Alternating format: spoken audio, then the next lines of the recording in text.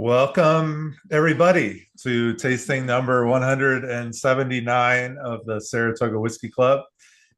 We keep moving along here. Took a little break. We had about a 4-week, 3-week hiatus, but back in the saddle now, and they're going to come fast and furious. So just beware. Lots of emails coming out in the next couple of days, actually. So all good stuff. We got the summer starting here, and we have a lot of whiskey to go through.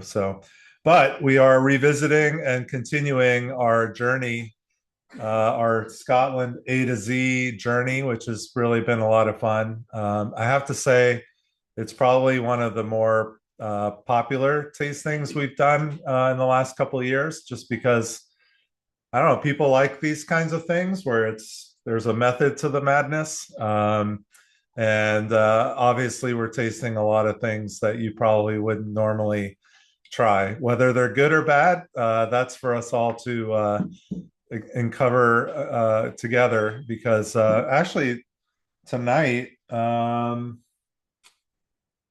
have not had any of these, I don't believe, except maybe the Scotch Malt Whiskey Society one, but I don't know. It was a long time ago. But Yeah, the hat's off to Mr. Ross. I know I've had with you. okay, so yeah, we got that many years ago though. So that's fun still. But yeah, so these are all going to be fairly new. Probably a lot of new ones for everybody here. So let's go ahead and get started. We are in the Bs, so we're doing BA through BE. There is one, actually, I think it's next one that we're going to have to skip because it's a closed distillery that I cannot get a bottle of, and it's impossible. So yeah, we'll put a little space on the placemat with a sad face or something like that on there. But yeah, dead skull. There you go. Yeah, pirate skull. But we're going to start off with Ballindalloch, which is a really, really cool distillery. So I'm going to read a little bit. I do have a video on the distillery as well, so that we can all watch that. But let me just talk about this whiskey, because we'll probably sip on this as we're watching. I was just in Scotland, as most of you know. I was actually with a couple of people that are online with us tonight, Dennis and Steve. We were up in the Speyside region to kind of start our first half of our trip. And we just happened to, I wanted to stop by this distillery. I had visited them last year for the first time, but I wanted to stop and see what they had special in the shop for this tasting specifically. And they actually had a lot of things. They had some really great bottlings in a very, very small distillery, fairly new distillery. But this one happens to be what they call edition number 2 of their Seven Springs collection. It is an 8-year-old single malt Scotch. It is cask strength. It's 60.6%. So it's up there in ABV. We're starting off with a banger. There were 1,200 bottles of this release. This is bottle 441. So this is the second edition of the Seven Springs collection, which is a testament to the versatility of the Ballindalloch spirit. Aged 8 years in a mixture of bourbon and sherry casks, this single malt reflects the autumn colors of our estate, where we have been custodians for 24 generations. 24 generations, Jesus. The russet and golden hues, rich chocolate orange flavors, and an elegant and spicy finish set this apart as a unique tasting experience. A tribute to the 7 Garling Springs, which feed our distillery. Each edition of our Seven Springs collection of single malt is limited to only 1,200 bottles. Each edition is rare and exceptionally precious. This one was around $200 when it was all said and done, so not a cheap bottle by any means, but just a little bit of info on Ballindalloch. As we heard in the description on the bottle, their family goes way back. It's the McPherson Grant family. They are located right in the heart of the Speyside, very close to Glenfarclas and Glenallachie. They're right on that main road there, heading into Aberlour. They do have an estate. There is a castle actually that you can go visit. I have never visited the castle yet. Have you been to the castle, Molly? Looking for no, but I have a photo of the owners that we met. Oh yeah, we did meet some of the estate owners, and they were getting up there in age. They were quite adorable. But they started in the late summer of 2011, so they're 14 years old now. And actually, production didn't start until 2014. So they're only 11 years of actually producing. Shoot, I can't see what they write on this thing. Oh well, I think the barley is grown on the estate. The spirits matured there. Everything is done there. Very small producer. Actually, I was going to look up their output. It's really small. I think it's like, if I'm right, 400,000 liters a year. Let me just see here real quick. It's only 12,000 bottles. No, sorry, 1,200. Sorry. Yeah, the signatures. 100,000 liters a year. So that's right. I think it was 4 casks a week is what they said, which is just amazing. I mean, you think about that. 441. I think they make in a year what Glenlivet makes in a week. Basically, that was what it came to. All right, I'm going to pull up a video here and I'm going to share it with everybody so you can see this distillery. Let's just see if I can. I like it. These guys are kind of goofy, so just bear with me. Hopefully this sharing and buffer will work. Yeah, no, I'm going to turn the screen. Yeah. All right. But the golf course, it's on this huge estate. All right, let me make sure the closed captions are on. All right. All right, here's the video of the distillery. There might be some buffering, so just bear with me on that.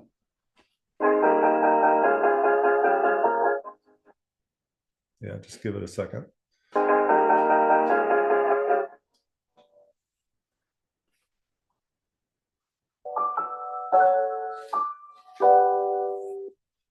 It's going to be a little buffering to start, but that'll all figure itself out. Oh, come on.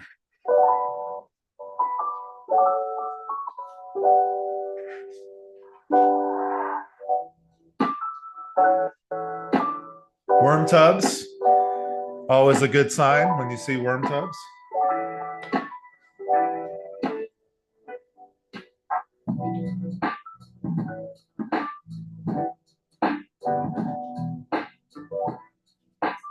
That's the grain silo out there.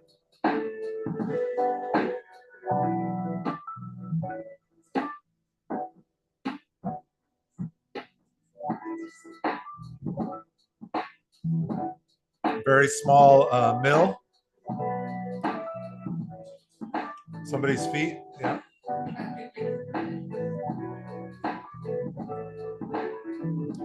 And this is their mash tun. Fermenters, you can see in the back there.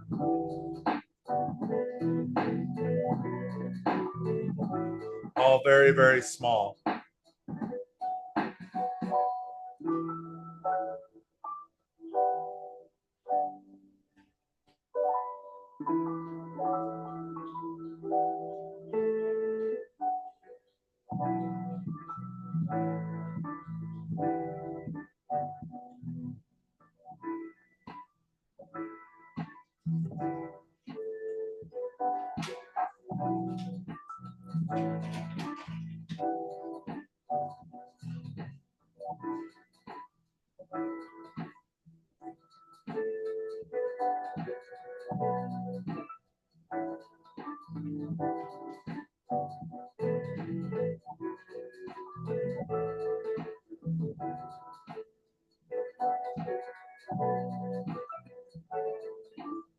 everything's all in one line there. So it's all very controlled all together.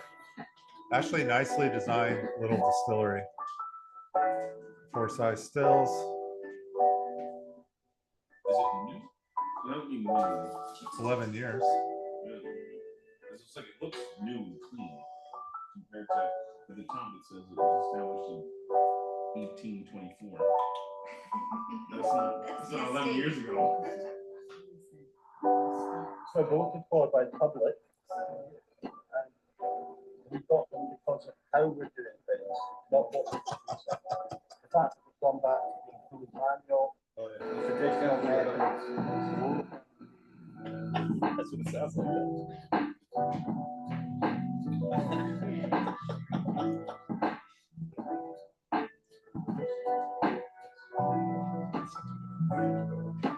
Very small warehouse on site there.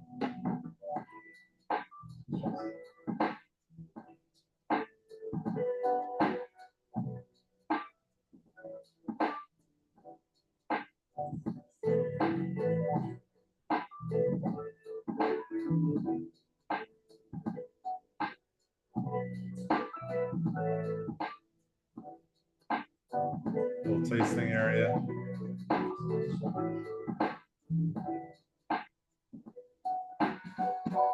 All right, we're done. All right, so there you go. There's a little bit of Ballindalloch. As you can see, very small distillery, all lined up. You have the mash tun and the fermenters right next to each other, and the stills right behind that. Very, very small craft production, but they are already starting to win accolades for how well they're making whiskey, and taking all of the proper steps, and it's just small production. Yeah, so cheers everybody. Cheers. Cheers. We've already been drinking.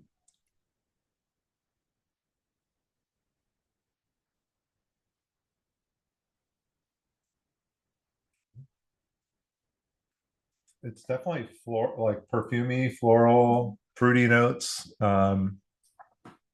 It doesn't come off as 60% necessarily either. I mean, it's over 50 definitely, but not necessarily over 60. Yeah, they said notes of chocolate, right?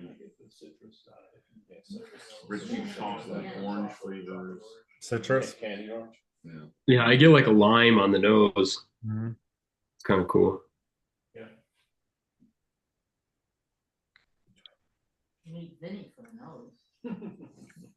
The finish is so easy for 120. Yeah, the finish. It's also kind of sweet and malty. I mean, it's Yeah. the nose and palate are very fruity, and the finish is sweet and malty. It's delicious. I What love about it. mouth? What about mouthfeel? Like, are you getting like any oiliness to this? I mean, I'm just trying to think with the worm tubs. I get it on the nose. You're getting it more on the nose. Yeah, there's like that, like peach fuzz funk. Peach fuzz funk, Holly says. Interesting. I'm not getting a lot of funk. I'm getting a very clean thing on this one. Sounds like a show. But you'd still eat it. Sounds like the punk rock band I saw last night. Peach fuzz funk. Were they any good? They were peach fuzz funk. They followed after George Clinton and the P-Funk band.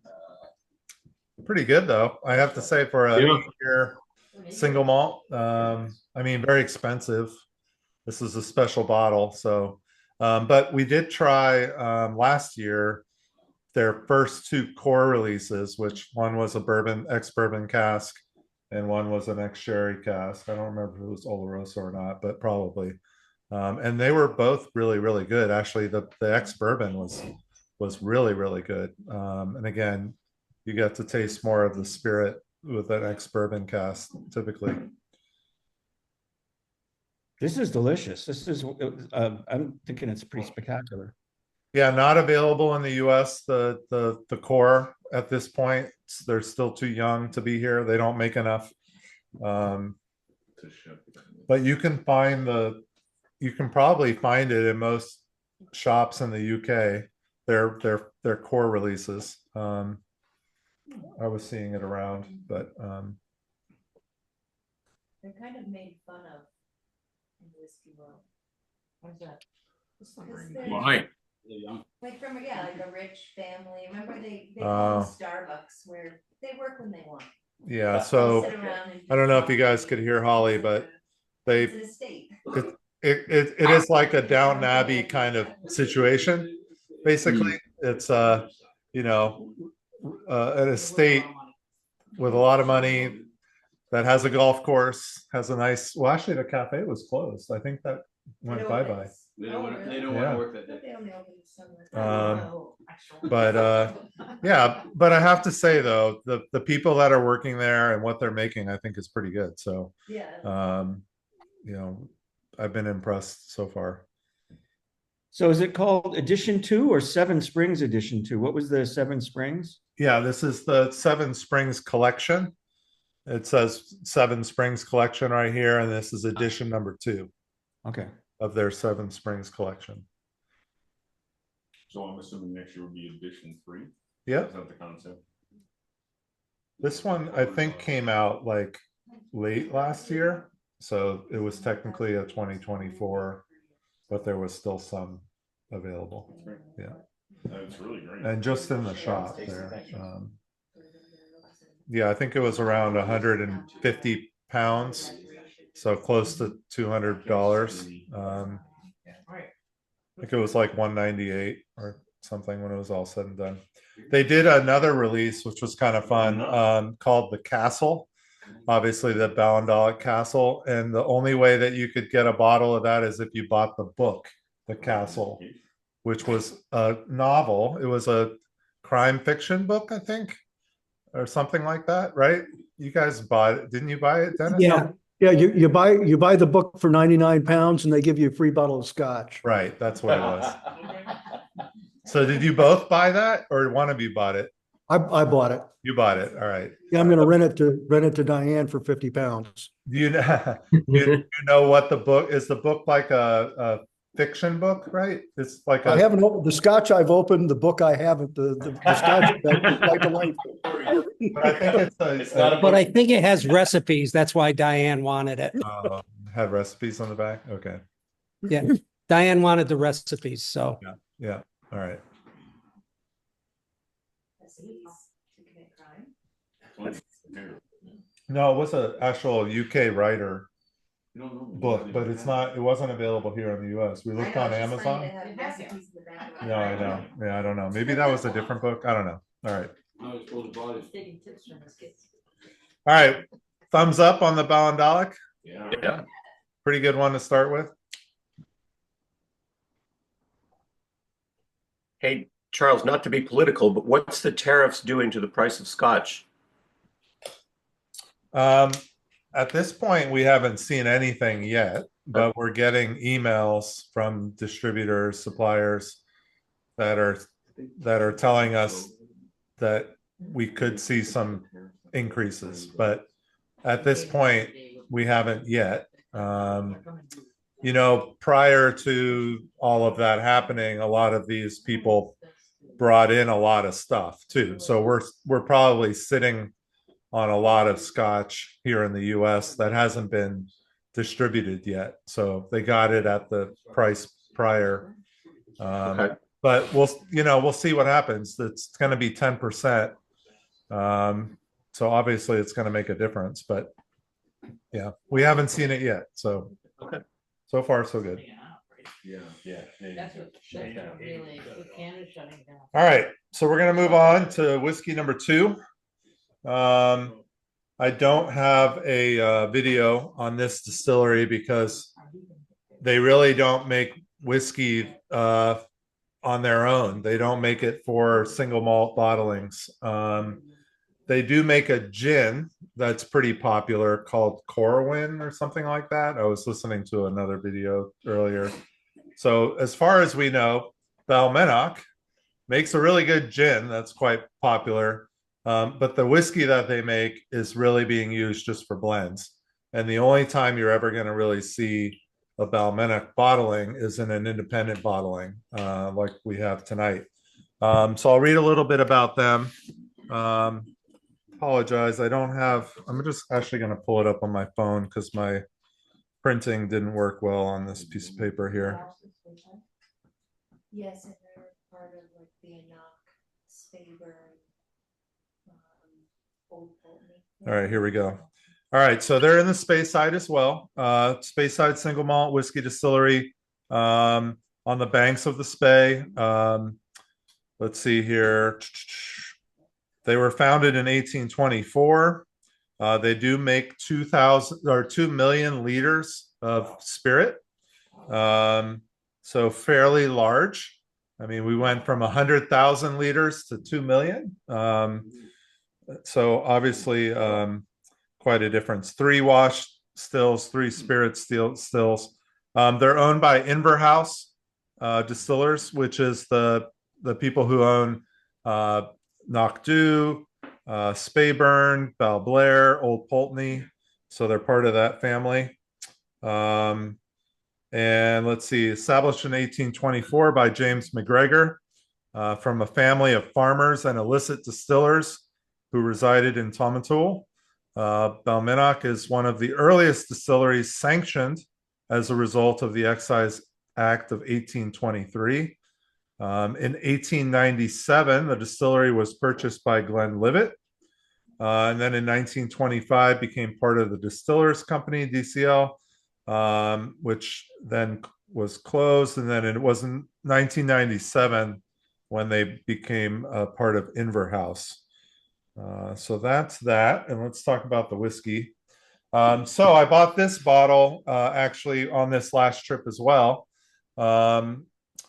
On Isla, of all places, not up in the Speyside. But on Isla, there is the distillery called Ardnahoe that we've already tasted in the A's. And they're owned by the Hunter Laing family or group. And one of Hunter Lang's bottlings is called the Old Malt Cask. So this is one of their IBs that they have. They also have the Old and Rare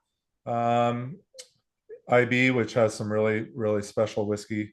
But I saw this one on the shelf and I was like, you know what? We don't really get Old Malt Cask in the United States. And it was Balmenach. It's a 14-year. So I said, let's give it a shot. So we're really changing kind of directions on flavor profile. Obviously, you can tell by the color. Very, very different color than our first one. This is only 332 bottles. This is from a refill bourbon hogshead. This is only 50% ABV, so we're dropping down to 50, but we should be getting a lot more kind of that ex-bourbon hogshead note on this one. I'll read the tasting notes after we've had this and talk about it a little bit. That's an independent bottler Of Hunter Laing. It's one of their lines. Yeah. Yeah, it's like an IB label. Yeah. Yeah. It's very light color. It almost looks like new make. Yeah. Mine looks like it's just clear. Yeah, no, it's a very, very light. It's a refill hogshead, so it could be, you know, second or third fill. Who knows? They don't say exactly if it's second or third fill, but it's 14 years. Yeah, it's good, but it just falls off. What was the price on this one? This one wasn't too bad. It's linger brewed, it's very light. Let me see if I can pull that up real quick. I get the apple. When you said apple, I'm like, oh, that's apple. Just a little bit of funk on the nose again, though, right? Just a little. Yep. I believe they're warmed up as well. think so? There's no long finish. Yeah, super short finish. Yeah, no, I agree with that. Oh, yeah. Wait, I get it going. That's a light palate. Holy cow. You got all the cast strength people. This was $100. Again, it's growing on me. After the first sip, I was like, whoa, this is nothing. But now it's like Tough to follow when we started with too. Sure. Well, the problem is that you drink a lot of that. That's Oh, that's really light. never remember what it tastes like. Light and fruity. Yeah. Yeah, fruity. Yeah. So the tasting notes on the bottle: the nose, butterscotch, vanilla, and toffee. The palate, shortbread, green apples, and strawberries. The finish, long with lingering sweet spice. Correct. It lingers a little bit longer. I think you got almost need to. Needs to be by itself. This is one of the ones that, From the yeah. first one, because I think that helps. we do have one Balmenach. I'm getting some licorice or anise on the finish. The gin that you're thinking about. Oh, it's long. I mean, I'm definitely getting some of the spice on the finish that they're talking about. Sweet spice. Can feel it actually tingle a little bit on the tongue. The sweet spice. It's really popular. It's a very light whiskey, so it is maybe a little hard to come after the Ballindalloch, but I think the more sips of this you have, the more flavor you get out of it. That first sip was a little hard. What do you think? Third fill? 14 year? I love it. Holly loves it. This is right in Holly's wheelhouse. It's great. No one will fight me for it. Like the last bit. You know, it's interesting. Hand it down. In Ireland, you've got a lot of kill feet. I think they just waved this over the barrel. Wild sea asparagus is the.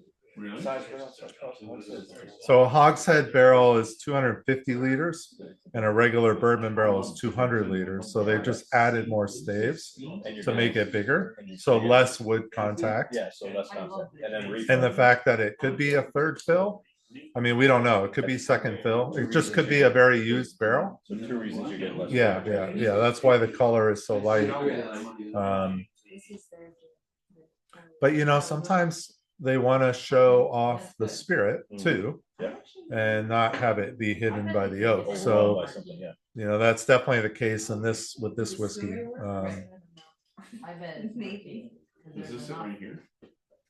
That one? Yep, that's it. It's good. Oh, it's. Anybody besides Holly like this one? I don't mind that. Larry likes it. All On right. an island. That's okay. Yeah, I like it enough. I mean, I would. It's fine. Yeah, like I'm happy to drink it. Yeah, I mean, I wouldn't, you know. I did wouldn't not put it taste this down. before, so this is all new to me. I think it's really good at this price, especially the price point. Yeah, for a 14-year Chris, yeah. No Single finish, cask? nothing. Maybe serve it with dessert. I don't know. Yeah. I keep getting sticky toffee pudding with it. I feel like it would go Yeah, really well. I mean, toffee is one of the notes that they mentioned. So, and shortbread. So, I mean, yeah, definitely got the cookie crumble toffee note on there. I wonder if I'd feel even better about it if I had had it first, you know, before something higher proof. Yeah, unfortunately, with these tastings, we don't have that choice. So, Yeah. Yeah. Totally And we're very strict about our order in this A to Z. yeah, as we should be. Can't mess the sheet up. No. If there's a super peaty one to start with, we're all screwed. So, It's not OCD, you know. it's CDO, so they're in alphabetical. It's not my joke, I stole that. That's fine. It had to be second or third fill, right? Yeah.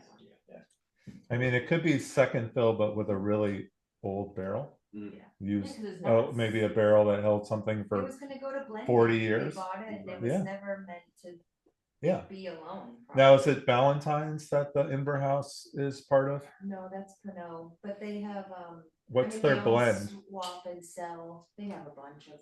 Oh, they brands, do. Oh, okay. Like Scottish Queen and like all that stuff. Oh, okay. It's nice that it's lower ABV. I don't think I would even guess it's 50. I would be lower than that. You think in 40s? If it was Christmas calendar, I'd. Yeah, does it taste 50 to anybody? Or does it taste lighter than 50? It's lighter to me, but maybe. Lighter to me, yeah, a little bit lower. Yeah, lighter. All right. Everybody good? Great. Ready to move on? I don't want to go too fast. Some of these are fun to kind of stew on. All right, so we're going to move on to Balvenie. I do have a video that I am going to show because it is a really pretty distillery. But let me pull up some notes. No, some of them are pretty ugly.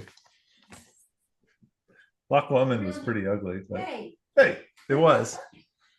It was really fun, but it was pretty ugly. All right, Balvenie, 1892. So again, we're going back a little ways. They make 5,600,000 liters. So we're going up in a big way, which is kind of crazy.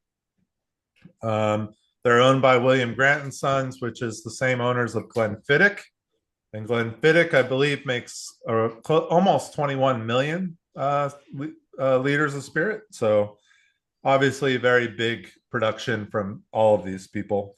They're right in the heart of the Speyside in Dufton. And let's see here.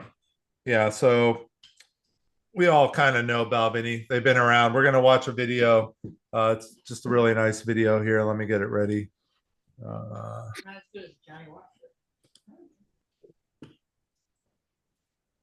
And let me talk about this bottle first before I play the video. So I was coming back from this trip and I figured, you know what, the best place to find a Balvenie would be in duty free because you don't really see a lot of unusual Balvenies in stores and shops in the UK.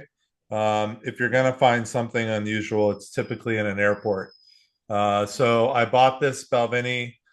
This is part of their collection of curious casks. It is a limited edition. It is 11 years old in a Hungarian red wine cask. It is a single cask distilled in 2012. Let's see what else is on here. It's 47.4%. So it's even lower than the first two in terms of ABV. That's kind of the challenge with Balvenie is you're not going to find too many that are high proof that you can afford also. So let me get this video going here. That's pretty good. It's ready.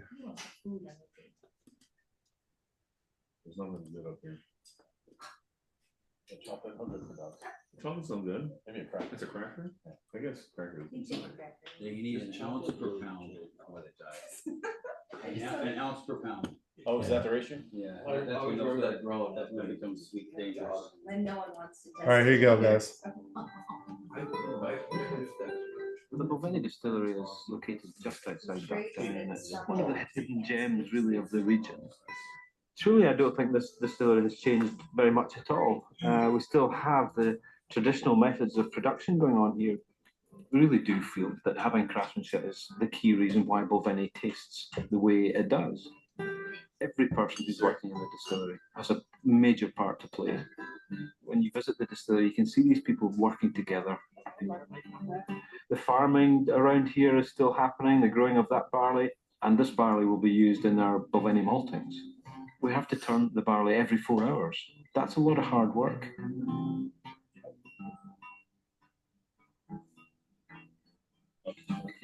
Yep.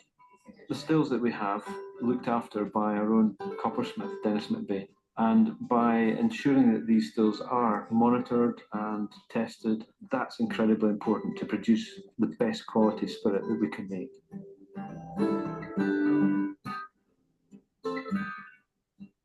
The new spirit has to be aged in oak casks, and it's really important that these casks are well looked after. In a cooperage, what you will see is an absolute spectacle of skill, of craft. Walking into Warehouse 24, you just immediately sense the fruits, the honey, the vanilla smells that Balvenie has. The flavors are just there. You can almost taste it. You know why the aging is so important. inside that warehouse, we have some of the best Balvenies waiting for us to enjoy. What makes Balvenie taste the way it does is all the things that we can see at the distillery, and of course the art and the craft of the malt master. We're totally passionate about every aspect of whiskey making. It's a community at the distillery. They are all have their part to play, and without any of these single parts, we wouldn't have Balvenie tasting the way that it does.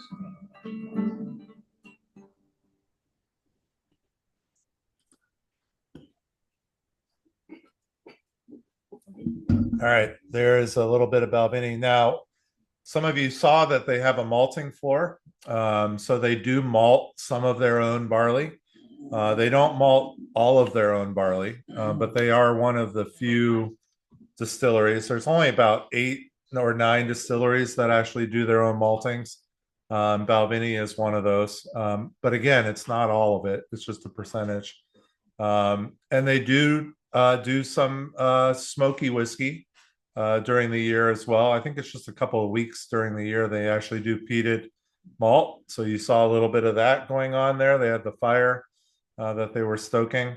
And then the other nice thing about Balvenie is they actually have their own cooperage. Most distilleries don't. They use either big cooperages or they've combined together and they have coopers in Glasgow or other regions to provide the casks. But Balvenie actually does their own, which is very kind of old school, which is great. I mean, it does make Balvenie special. Anthony Bourdain found Balvenie to be his distillery of choice.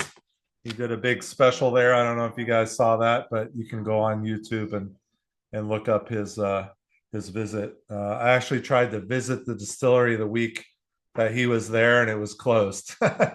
He had all rights to the distillery for like a whole week to film that documentary back in the day. But yeah, so this is kind of a fun one. It's got the red wine, Hungarian red wine going on. Yeah. What's the ABV? But that wine gives it like this. Yeah, let me give you a price on this one. It wasn't too bad either. There's a reason why a couple of these weren't too bad, and you'll find out next. I have to say though, a great job. I'm thinking of now that George Wendt passed away yesterday. The great Norm, he was asked to do tastings of beer, and then they bring him a check, and he says, "Oh, you know what? It's on another spreadsheet. Hold on." I remember that. Wasn't he working at like Sam Adams or something? Like yeah. He was like, "Wait, you're gonna pay me to do this?" Okay, here we go. I remember that episode. It was 107. So not too bad. It's not too hard. It's Hungarian rum. I feel like it's light, and maybe it's the ABV. Just like everything tastes really good, but like there's no, it's not rich. Yeah, I'm with you, Lucas. It's very pleasant. Yeah, I'm not getting like the bold flavors that I like either from the higher proof or, it's very gentle and pleasant, but nothing spectacular. That's what a Balvenie is. Yeah. You know what I mean? Like when you have the 14-year Caribbean cask, it's just like this. It's kind of that same. The 21 though is really special. Yeah, but that's a whole different world though when you get up into the 20s. I mean, and we had the 30 that year too. I mean, those are really special. But for a, early teen Balvenie, this is kind of what you're expecting. It's another one. Someone who's not a correct. Yeah. Like if you wanted to introduce someone. Balvenie rum cask, this is a great transition. I find those Balvenies are really good to introduce people who don't think they'd like whiskey or don't think they'd like Scotch. That for something lighter, something like that, it's a good little gateway or kind of corrects their belief that it's all, going to be too intense for them. And that's also why Balvenie is so popular, you know, because it is an easy dram to drink in a way. It's not offensive. It might not be what a true whiskey lover is looking for in an intro or core release, but we've also tasted some out of the cask that's amazing. So, you know, they make great whiskey. There's no question about that. Maybe it's the proof. You know, if this was say 55%, you know, it might be a whole different story, you know. And does it say on there how many bottles by chance? Probably not, right?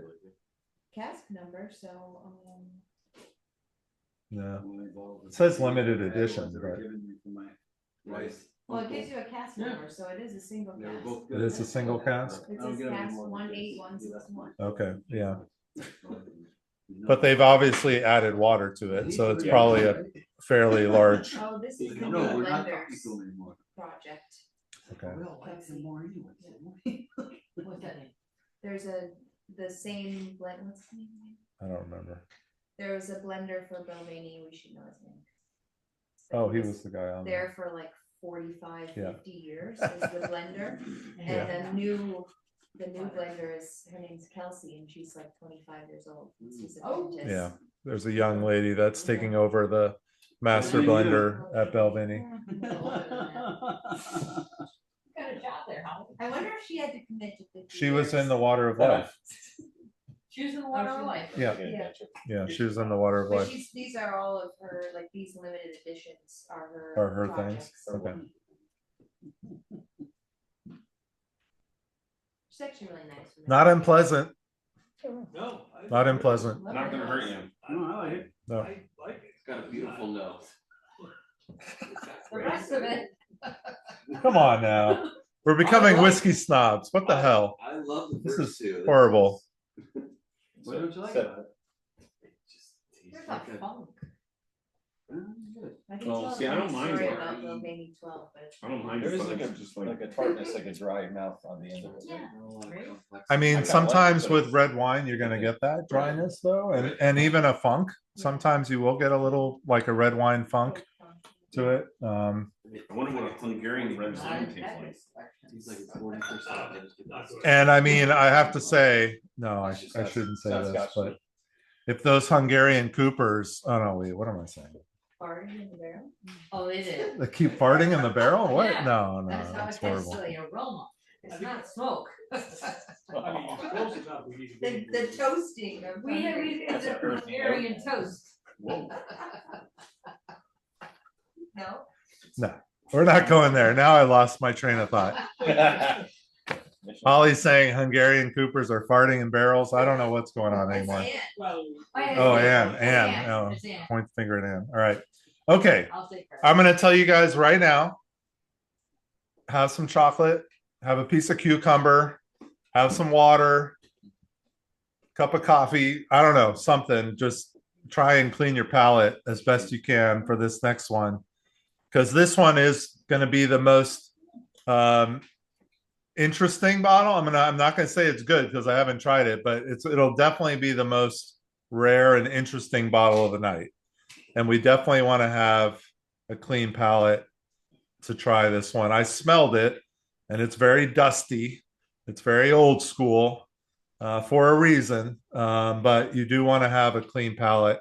Unfortunately, we've been going down in ABV, so maybe our palates are coming back down to earth after that 60%er that we started with. But this one isn't low proof, however, but I don't know, it's old, so we'll have to see. But I'm going to read a little bit about the distillery first and about how we got this bottle, because it's a pretty special bottle.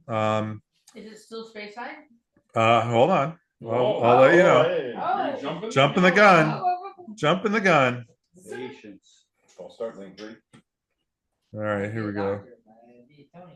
Okay, so we are now entering the world of a lost distillery. This is our first one of this Scotland A to Z journey. I don't know how many lost distilleries we're actually going to get to try.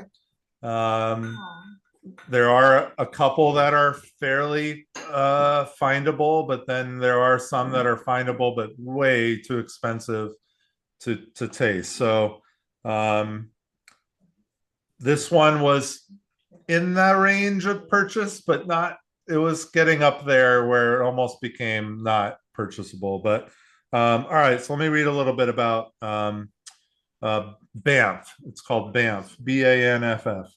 They are a Speyside single malt Scotch whiskey distillery in Aberdeenshire, Scotland. Let me read a little about their history. Okay. The first distillery to use the name Banff was built by James McGilligan and Company in 1824 on Banff Bay. In 1837, ownership was transferred, and then in 1852 to James Simpson. James Simpson built a new distillery in 1863, which had better access to the rail transport and a better water source in the springs on Fiscadely Farm. Although the Banff distillery had dealt with fires and explosions in the past, a particularly bad fire damaged or destroyed much of the distillery apart from the warehouse in 1877. By October of the same year, Simpson had rebuilt the distillery and restored operation. He also then kept a fire engine on the premises.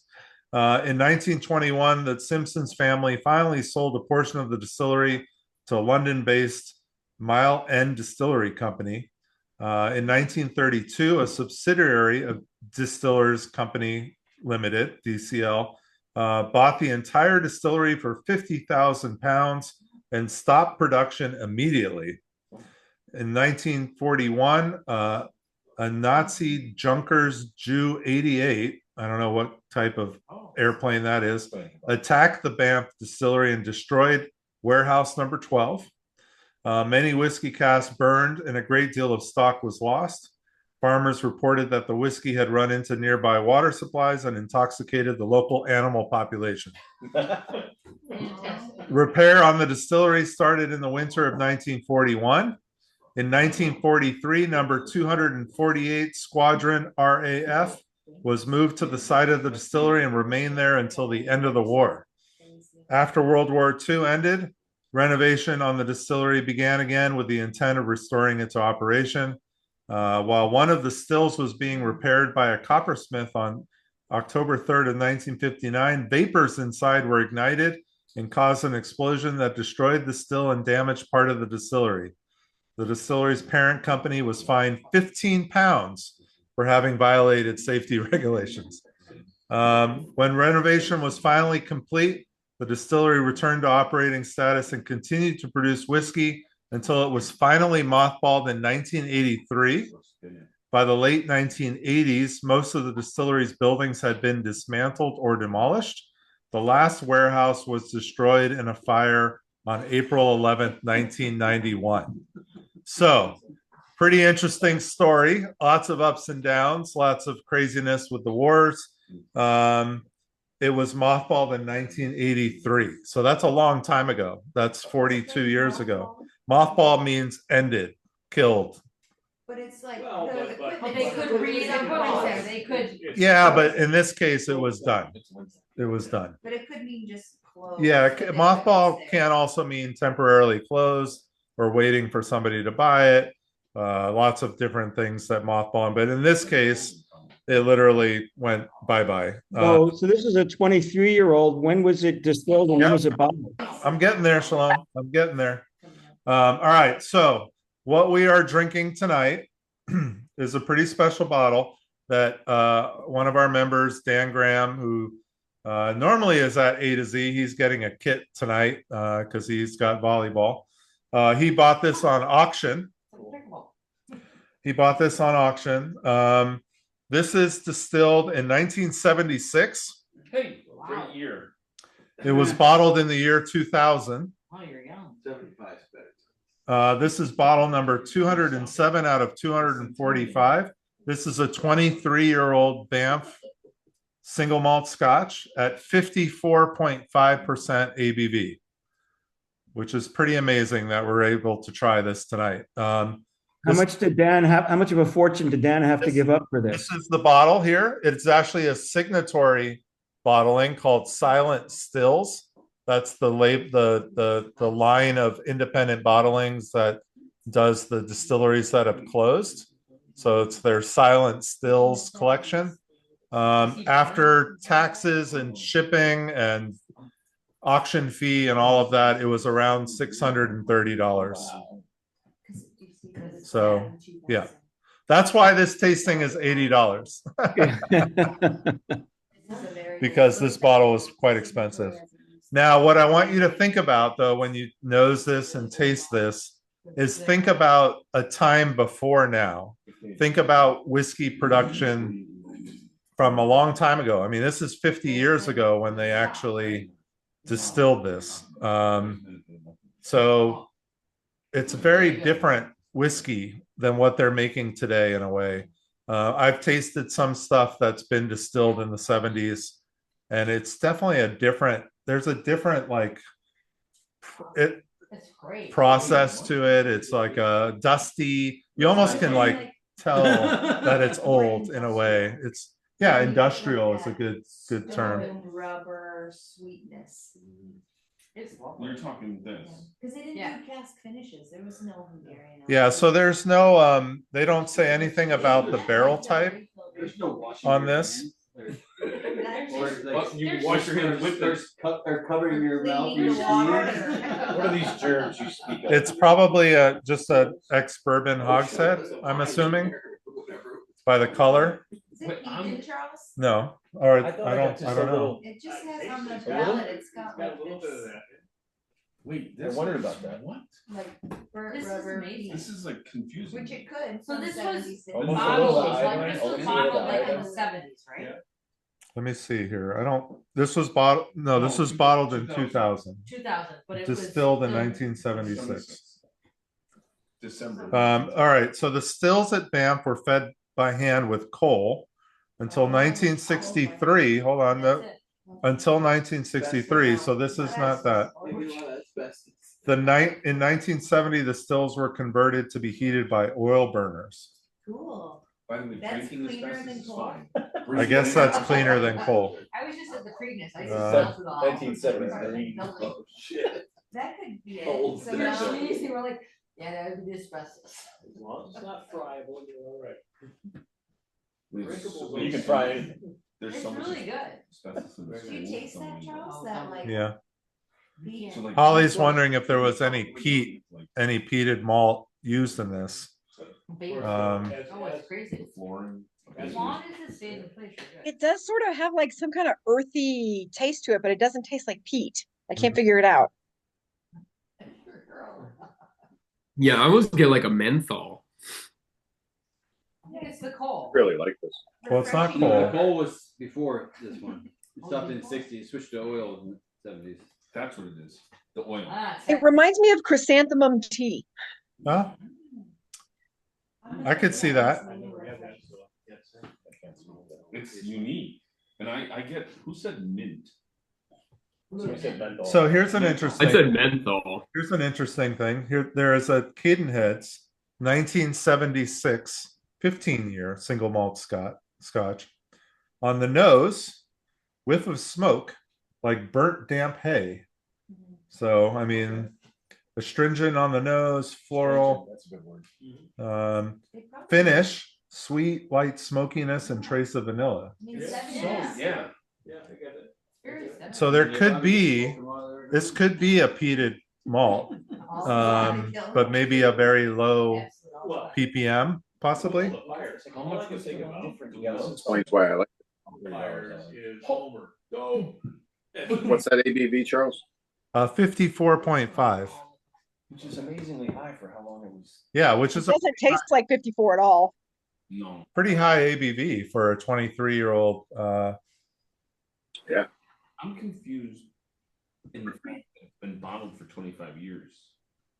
Bottles get sold and auctioned all the time. Oh, did I? And they just never get That's the night. So now people collect it. Okay. So how did you get it, Charles? Dan got it on an Dan. auction. So Yeah. it's been in that bottle for Yeah. 25 years. So it was in some grandparents' basement. They had no idea. Some collection. Well, it was probably in a collector's. Yeah. What was the one we did? So how much was it? Yeah, it's really cool How much bottle. was that? Signatory is. It was- doesn't look like It that. was 500 something what that he got it for, but then with the fees and all that, it was like 630. Banff is Yeah. pretty popular. 245 bottle thing, yeah. They're right Still on got the 245 coast. bottles out of it. Right. Aberdeenshire. Yeah, right on the coast. Yeah. Wow, This Banff is in town. that's special. Wow, that's cool. Yeah, this is fun. This is a really fun Good. chance opportunity to try Banff because I was looking for other Banff and they were all over $1,000. So I can't really justify that because then our tastings would be way up there because we have 5 other whiskeys on top of it. But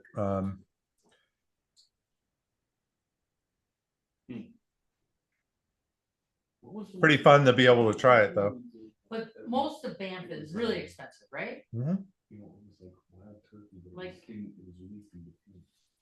Serious Oh.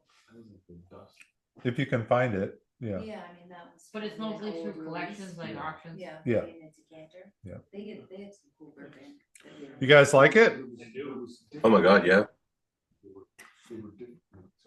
I like how unique it is relative to other things I've had.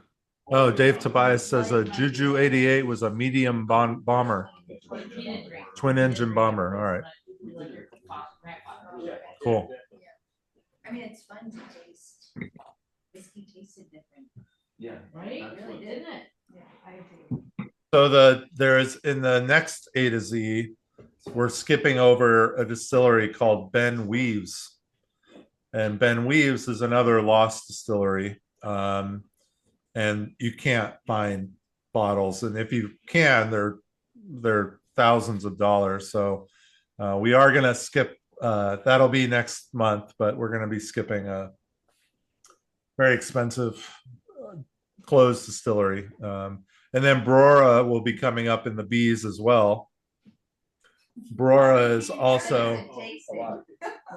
also very expensive, so I doubt we're going to be doing a Brora unless we get lucky and find something under $1,000. But I doubt it. Most of those are way over that. Great. Okay, bottle. I love it. Well, we can. I'm amazed that we're even including lost distilleries in the stories. Yeah. Oh yeah, it's so fun, but it's just like wow. Yeah. Beyond. What we'll do, this is maybe what we'll do when we're done in 4 or 5 years, when we're all, Is that how long it's gonna take? yeah, it's going to take at least 4 more years. We don't want to pay 60. I'll be legal by then.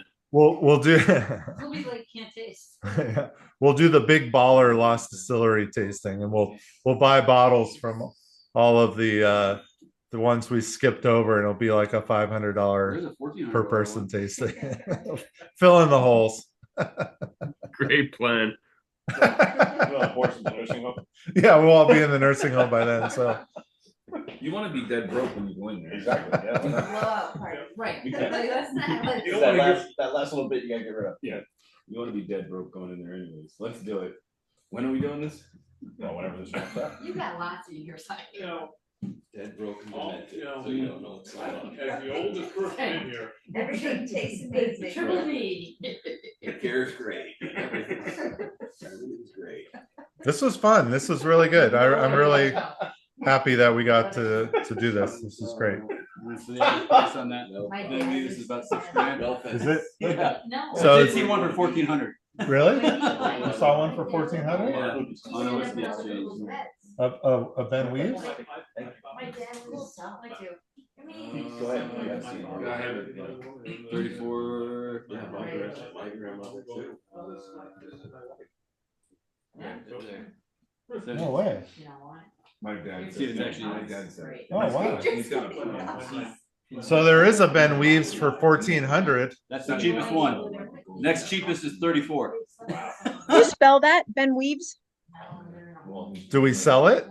Can you spell it? Oh, it's WYVIS. Perfect, thank you. Yep. Right now.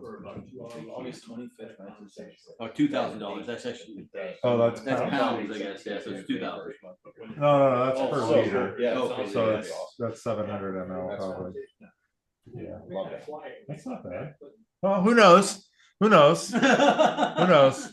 I might take that back. I might take that I'll back. find you a Brora. I love the old. Uh-oh, we got somebody here who's gonna find us a Brora. So we're You might convince Patrick to go in with you. You Patrick and check. I know a guy. it'll be a tasting where it's just one whiskey. We're just gonna get together to have one dram.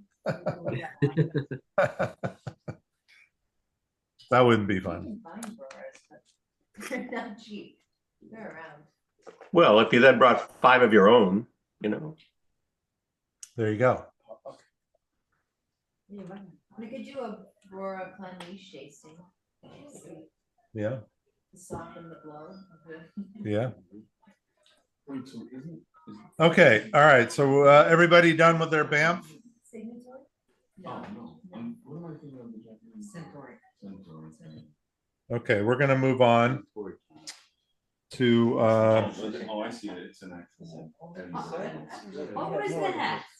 we're gonna move on to Ben Nevis. I just need the clothespins to like pull my whatever back. Down or jacket. up? But no, like he starts walks out of the lost translation after he does he walks. Okay. He doesn't realize he has clothespins. All right, so we're gonna move on to Ben Nevis. I do have a video that I'm gonna play on Ben Nevis so we can see a little bit what that distillery looks like. But let me talk about the whiskey that we're having first. So this is a Scotch Malt Whiskey Society bottle that I bought 4 years ago, actually. This is from their 2021 festival. They're the Highlands Festival. They're actually doing their festival release bottlings right now for 2025, which are pretty great. I've been watching them every day. The emails have been coming out. But this is one from 4 years ago. And it's called Hats Off to Mr. Ross.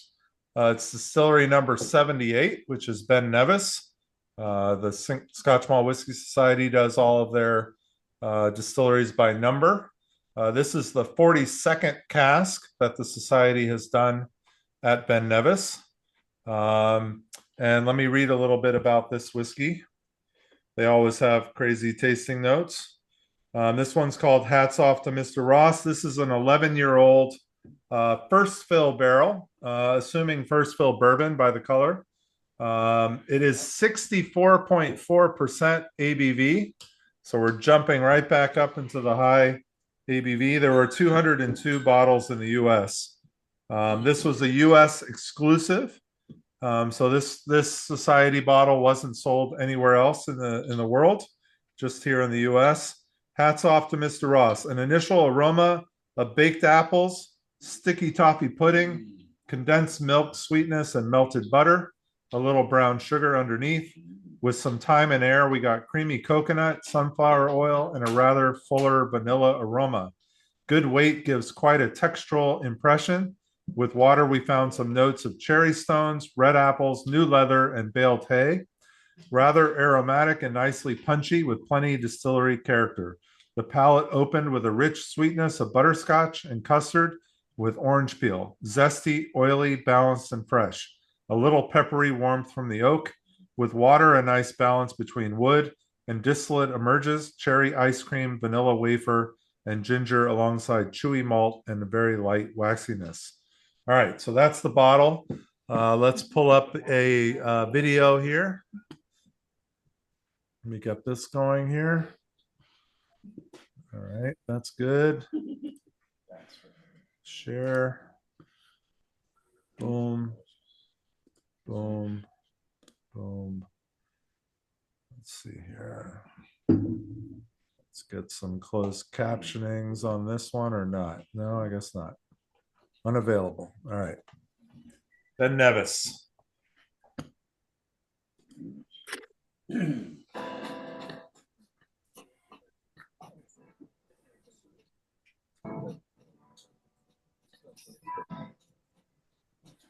(1825). They're at the base of the Ben Nevis mountain, which is the tallest in Scotland. Tallest in Scotland. It's where the barley comes in. The tanker. Oops. It's a malt peach or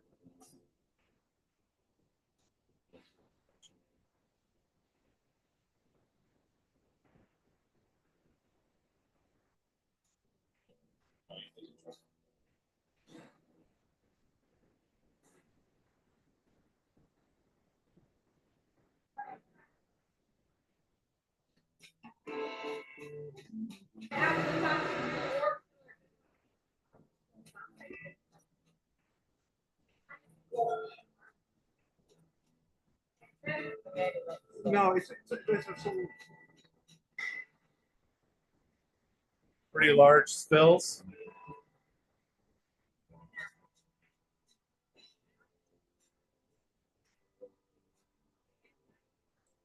yeah.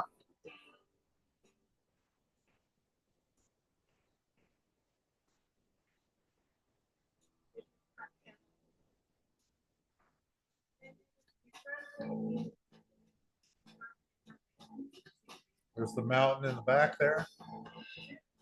That's where they get their water source, comes down from the mountain.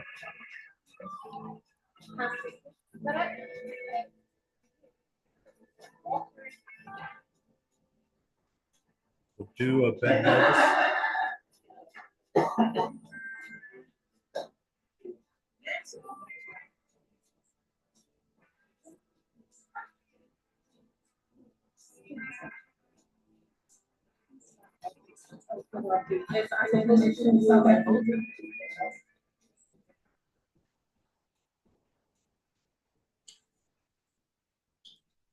All right. Thanks for watching. Thanks for watching. All right, so there's a little bit of video of Ben Nevis. It's very old school distillery. It's been around a long time. It's what is the Japanese company? Kirin. It is Kirin? Oh no, sorry, it's Nika. It's, No. Asahi. Asahi beer. Asahi beer. Nika. It is Nika. Asahi, yeah. Yeah. So they're owned by Nika out of Japan. And actually, Ben Nevis is incredibly popular in Japan. You see a lot of Ben Nevis bottlings in Japan. I think quite a bit Ben Nevis is actually used in some of the Japanese whiskey that does their world whiskeys. So they take whiskey from Scotland, they take some from Canada, and they do their own blends. I think Ben Nevis contributes to that. They do 2 million liters a year. So not like humongous, but pretty good size. That was the same as Balmenach was 2 million. Balvenie was 5 million. So, you can kind of get an idea of scope there. What is it with their, they have like the big stills? What's the deal with their stills are some of the largest or fattest stills? Less copper contact with their stills, really big stills. Just 2 wash and 2 spirit stills, which is pretty amazing for 2 million liters in production. Balmenach had 3 wash stills and 3 spirit stills and was doing 2 million. So they're getting the same volume out of 4 stills versus 6. So that just shows you how big those stills are.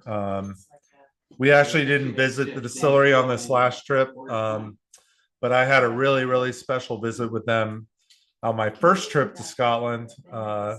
Very random stop. I was getting gas across the street and saw the distillery and was like, oh, I need to go check it out. And went over there with a couple of people that I was with, and they had a tour available and we jumped on it. And I had my old school camera and my notebook. I was taking all sorts of notes, and the guy was like wondering who I was. And I just told him we were into whiskey. And after the tour, he took us, the 3 of us, out of the group and took us up to this conference room and pulled out a Ben Nevis 25 year. And at the time, this is 2015, I was like blown away. I was like, oh my God, this is the best whiskey I've ever had in my life. It was just one of those really special moments that you have in Scotland where you're not expecting anything. I was literally getting gas across the street and ended up tasting some really, really wonderful bottles upstairs in a boardroom. Not realizing at the time about Scotland's zero tolerance law. So that was a little bit of a wake up call, leaving that distillery going, oh, I shouldn't be actually driving right now. So I learned a lot in those 10 years, let's put it that way. But yeah, zero tolerance is the way it is there. But yeah, this is all being recorded, so it's all good. I wasn't legal then. I was barely 17 at the time. And in Scotland, that's a double no. I love being nervous. Those were good years. Years. I had a couple. What do you guys think of this whiskey? It's good. Pretty good, right? Yeah, tasty. It's a taste 64%. No. No. It's not that hot. I would say 50s and taste the taste. Neither of the two high proof ones tasted high proof at all. Yeah. No, it's hot. It definitely has a little bit of that oiliness to it, that little bit of funk to it. But the first fill bourbon kind of covers some of that too. Yeah, I think it helps. Yeah, it's chewy. It's got some mouthfeel to it. Definitely sticks to the glass.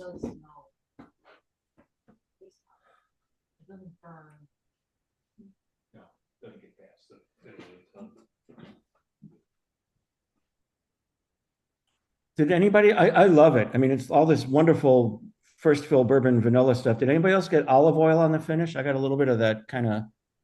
Yeah. I feel the olive oil. I'm with you, Shalom. Okay. I love it. It's my favorite whiskey of the night so far. Just slightly ahead of the Ballindalloch. Slightly. And you love Ben Nevis. I do. No, you don't. You were always the one who hated Ben Nevis. I like this Ben Nevis. All right. The one in Rob's basement I didn't like.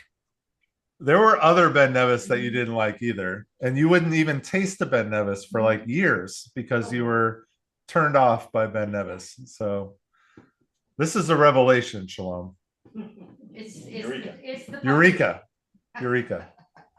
It's the puppy love. It's all over the place right now. And we're here to witness it. I just feel special.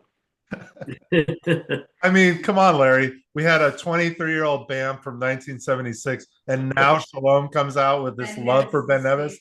I mean, what could be better in a tasting? I mean, we're hitting it on all levels right now.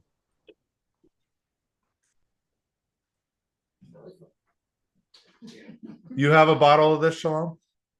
I do. Is it still open, or you still have it? I think I still have it, but I don't know that there's much left in it. I'm gonna take. Okay. All right. You know, I think we all bought one together, but I never opened this for the club. It was one that I was holding for a Ben Nevis tasting, which I never did. Really? Yeah.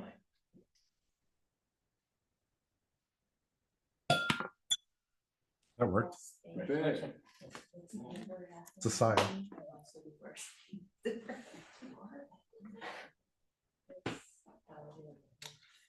All right. I have about half the bottle still left. All right.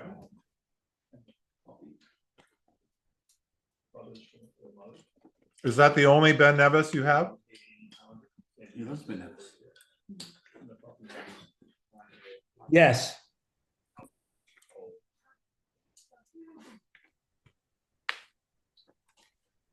Okay, we're gonna move on.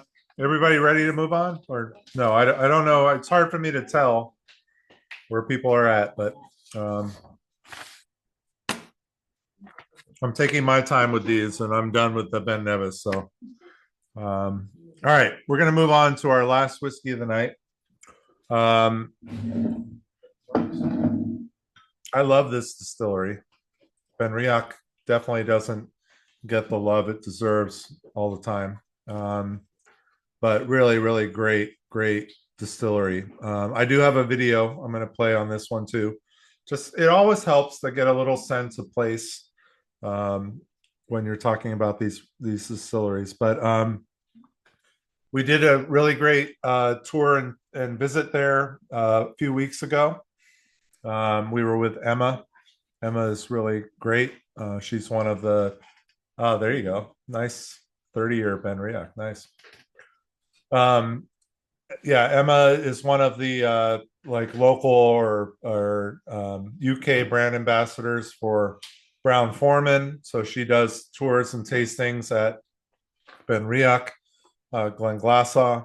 We've had her at Glenglassaugh before, which is now currently stopped production until later this year, but BenRiach is still going strong. So Brown-Forman owns Glendronach, BenRiach, and Glenglassaugh. Those are the three distilleries in the Speyside. BenRiach was established in 1898. They're right close to Elgin, just south of Elgin.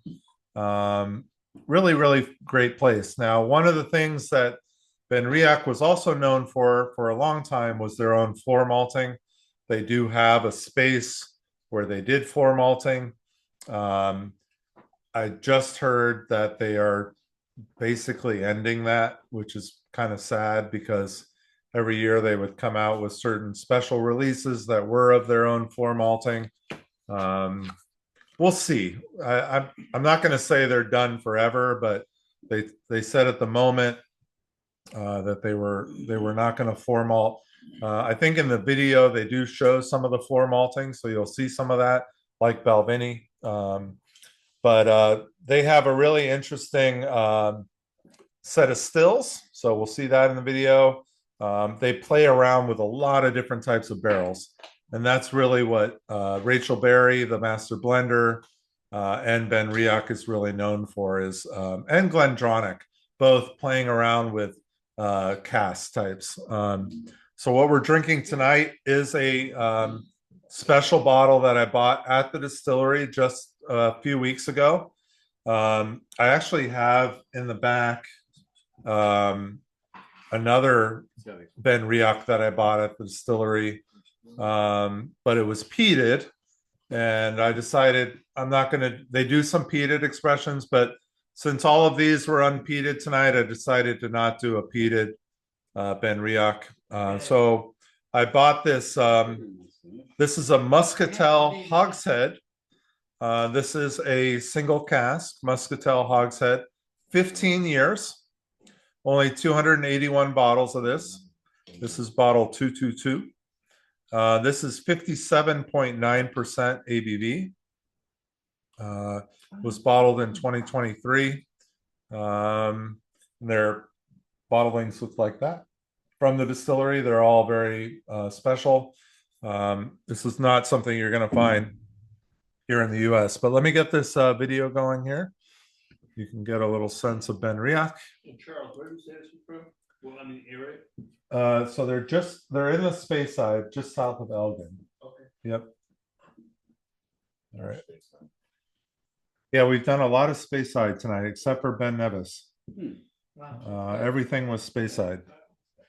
Wait, is Brown-Forman in the US, right? Yeah, they're Woodford Reserve and Old Forester and Is that Jack Daniels. Are they the ones who own the Cooperage that we went to?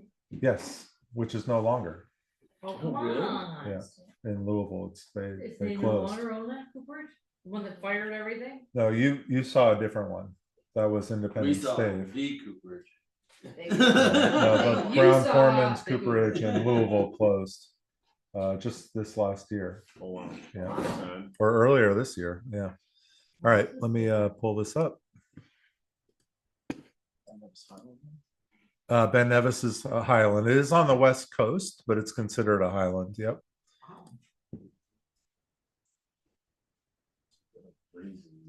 All right. So Moscatel is a dessert wine. So just I was gonna say I looked it up as a Spanish dessert wine. Yeah. Alright. So that's I'm only gonna play the first part of this video because it's really long. but it does go through some of the interesting stuff. Citrus grape But and I was floral. thinking, Yep. Citrus grapes, I taste like raisins.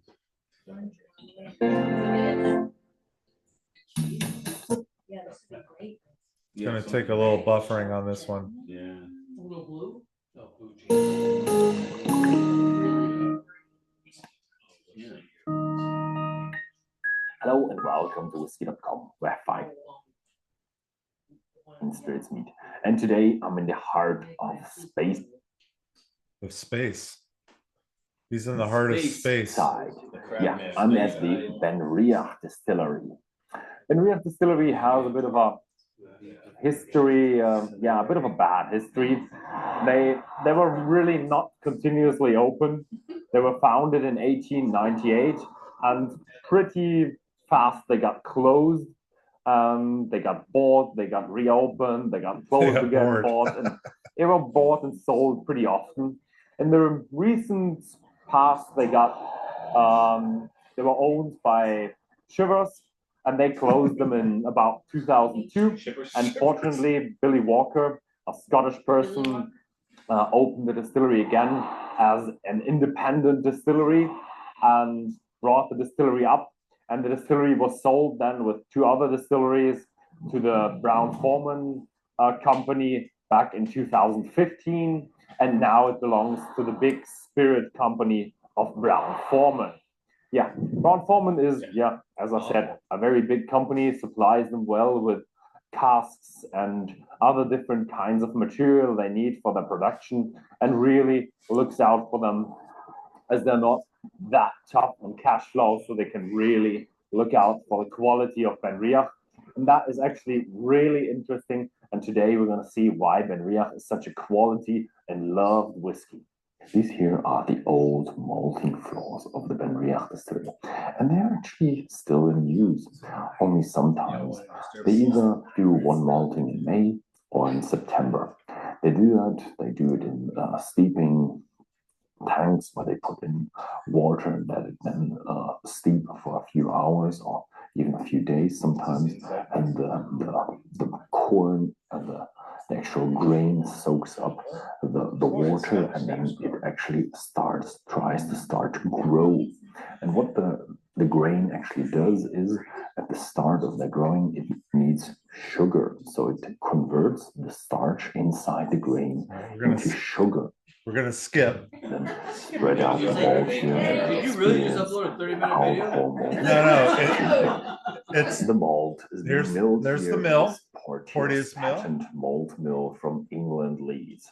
It's a very old two-roller mill, and as it I'm gonna just keep skipping a little bit. here is a big grist hopper, and it's actually being mashed in the old traditional This way. is they have a The very grist unique comes up kind of from the mash top, tun. and It's from the left and right we it's are kinda fed with water, and old there's an school actual masher that is stainless stirring steel. the grist together with the water, and with a big splash it ends up in the mash tun. The mash tun produces about 25,000 liters of mash per mashing, is made of stainless steel, and here at BenRiach they look very closely kinda at ugly, energy conservation.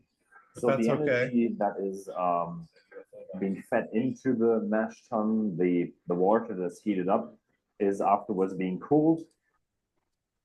I'm here in the room. So they with the have wash pretty bags. ugly The distillery fermentation has tanks. 8 wash bags They're just and industrial. fills them up They do. with about 33,000 liters. It's an And leaves ugly, a bit of like, space for the foam stills are beautiful, to but appear, and then the switcher blade it's pretty down ugly. the foam, so we don't have anything I love bubbling BenRiach, but it's over pretty and ugly. getting into the tubes or creating a whole mess. It's really settled. It will not ferment in the tubes or in the wash charger or in the stills. So it's really a settled and stable process when you let the yeast to do their work for 100 hours. So I'm here in the still room. The distillery has 4 stills, 2 wash stills and 2 spirit stills. The wash stills are a bit bigger in size. They have a capacity of about 20,700 liters, but they only filled up to 16,500 liters. So I would say about where the distill is about the thickest. The spirit stills are a bit smaller with 12,700 liters capacity. They're filled to about 9,500. And the distillery at BenRiach is similar to what Ballindalloch does. They have a distillation time of 6 hours, which is pretty long and allows the alcohol to really separate and produce a fine spirit that is later being put in. Okay, I'm not going to show all of this, but one of the things that BenRiach does is they actually do a period of time where they triple distill, which is very unique. Most Scottish distilleries only double distill, but they do some triple distillation at BenRiach. So that's kind of cool. I'm going to jump ahead to their warehouses because the warehouses are really where a lot of the magic happens. So I'm here in one of the warehouses. This here is actually lots of different kinds of casks. 13, and it is actually meant for a bit of experimenting. And this is incredible how much variation we do have here in this warehouse. Here is a masala wine cask, here's a sherry cask. We do have a lot of bourbon barrels, there are quarter casks. There's Tokai wine, French wine, there's a port pipe here, and a lot of old sherry casks. So it's really for the distillery and the warehouse manager to try something out, how the whiskey behaves when you put them into certain casks, and really find out where the style of the whiskey can go and really discover something really, really delicious. The bulk of the barrels is definitely not. All right. That's enough of this guy.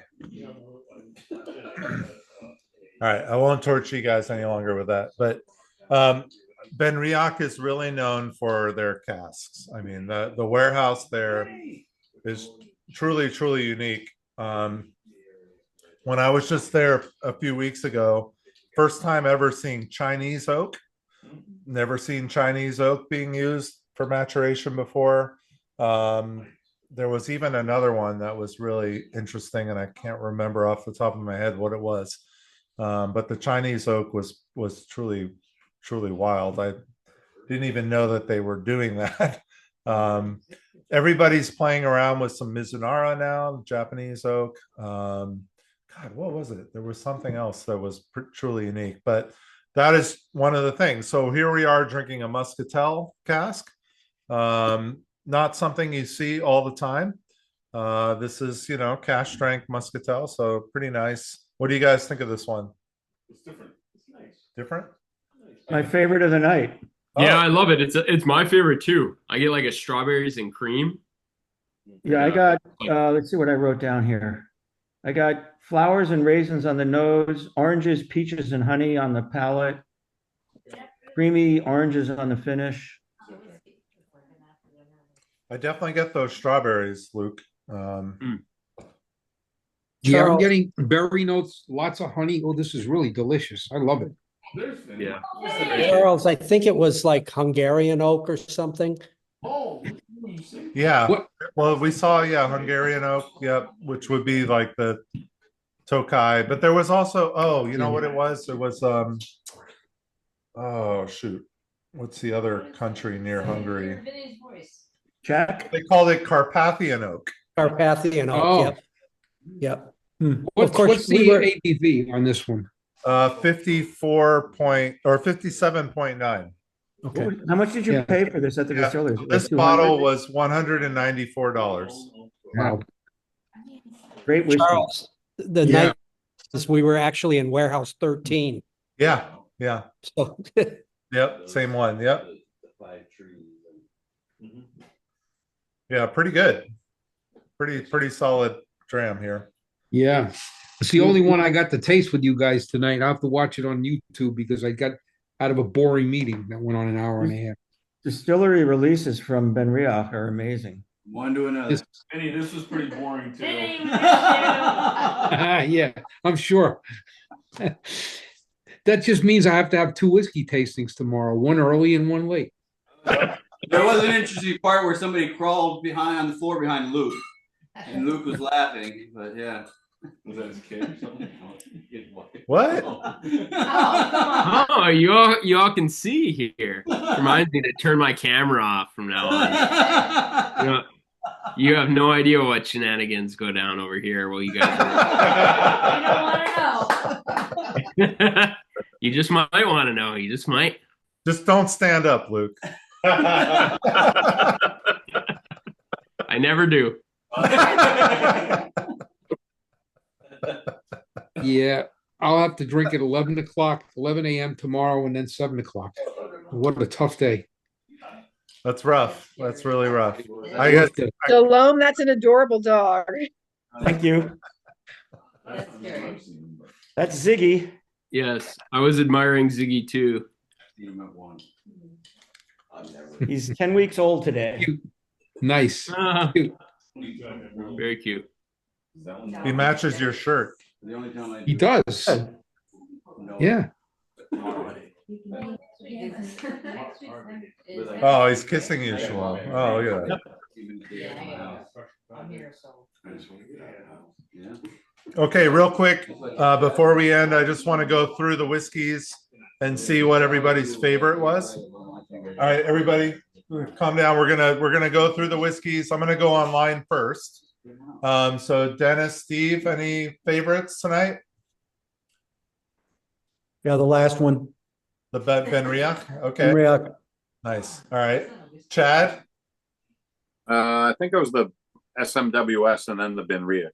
Okay. Nice. Ended strong. We ended strong. Larry? It's a toss up between the BenRiach and the Ben Nevis.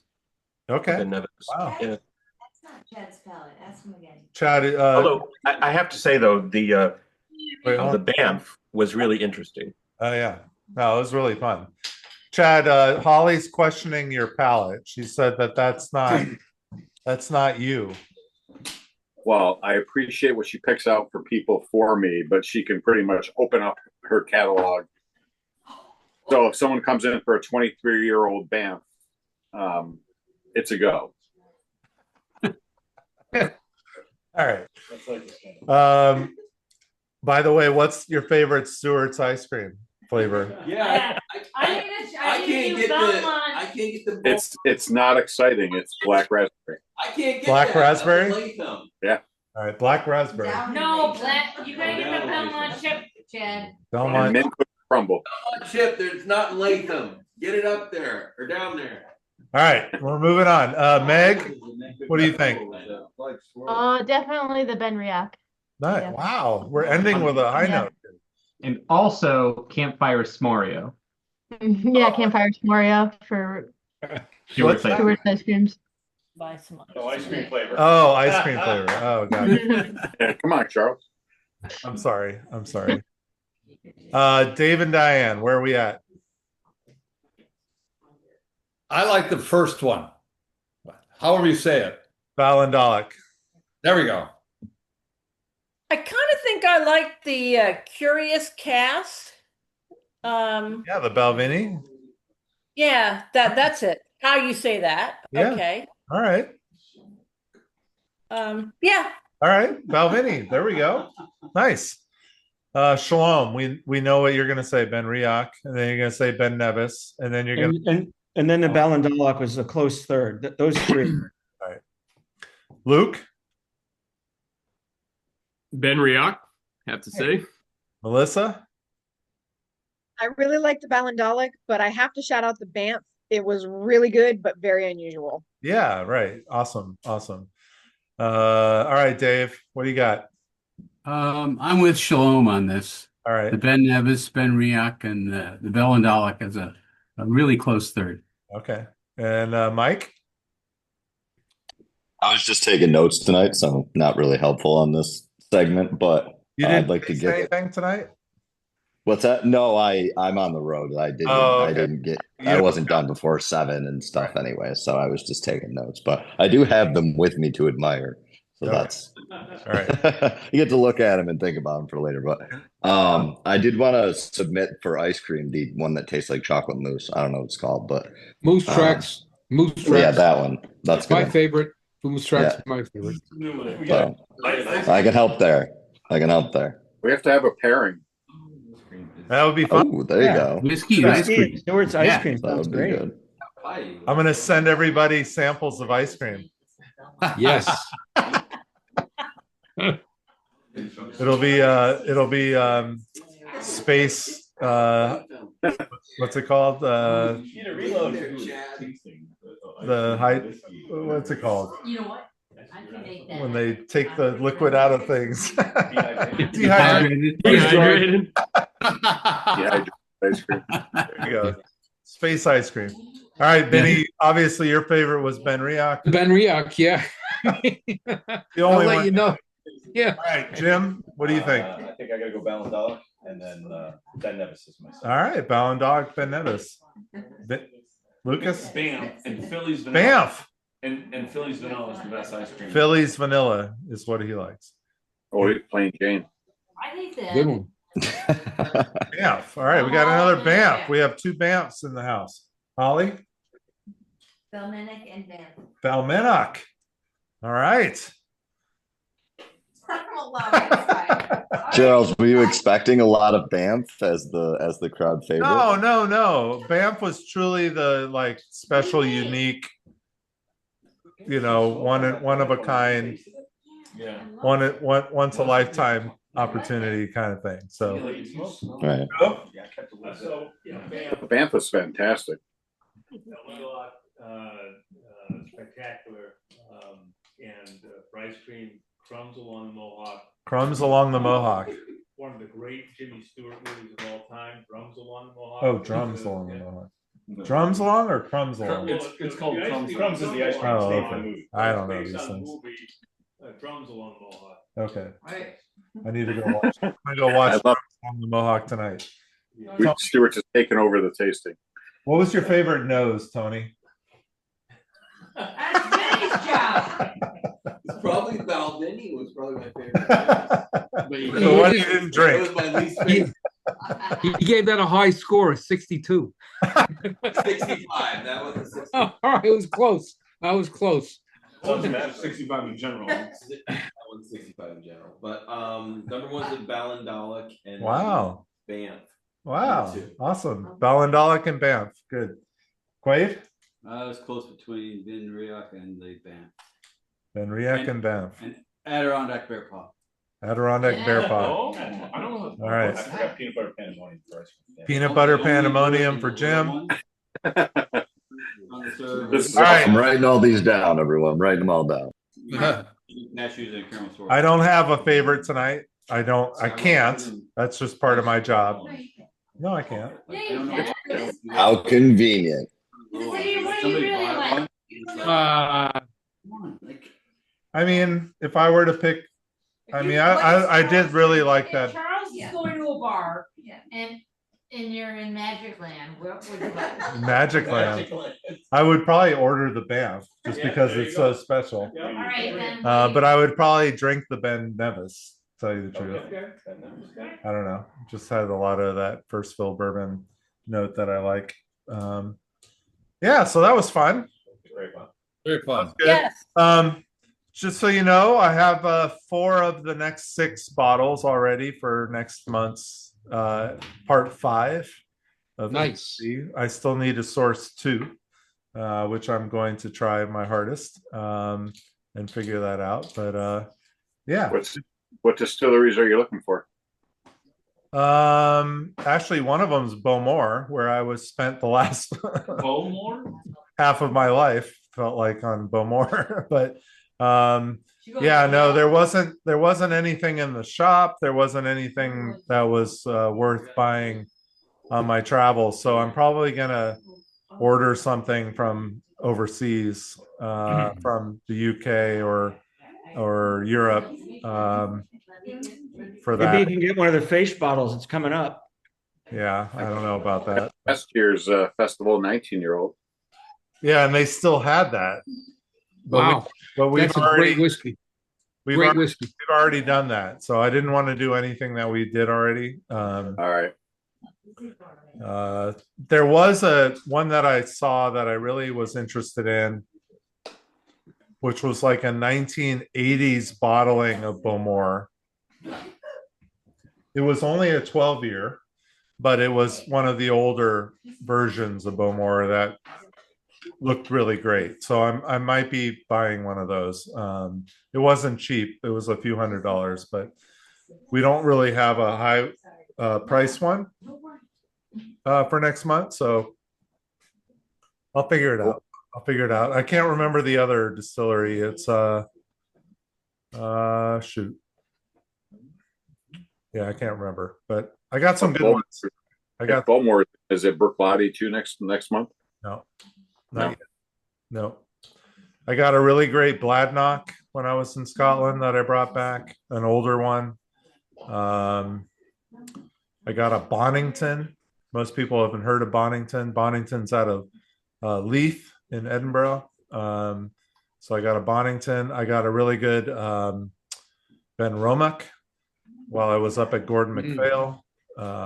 So we have some really good bottles. I just need to fill in the last couple. So cool. Shouldn't be too hard. But yeah, so we're gonna sign off here. I hope you guys had a good night tonight. Always fun. I'm trying to keep the price of these on the lower side. Tonight was a little high because of the Banff. And you know, some of these other ones were a couple $100s as well. So you know, I'm trying to do my best to keep it in range.